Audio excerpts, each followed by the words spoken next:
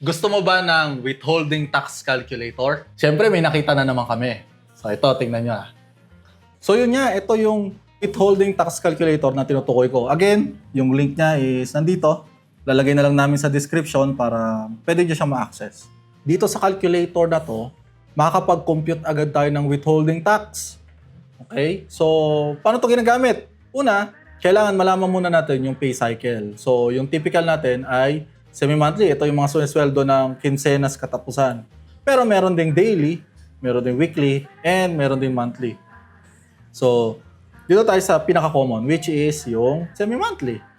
Yan. Tapos, dito sa gross income, let's say, lagay natin 30. Yan naman lagi yung sample ko. Tapos, kung meron kayong non-taxable income, lagay nyo na rin. So, ito sample, 2,000. Yan. And then, automatically, nag-compute na agad siya ng SSS, PhilHealth, and Pag-ibig. Yan. So, ang gagawin na lang natin ay calculate withholding tax.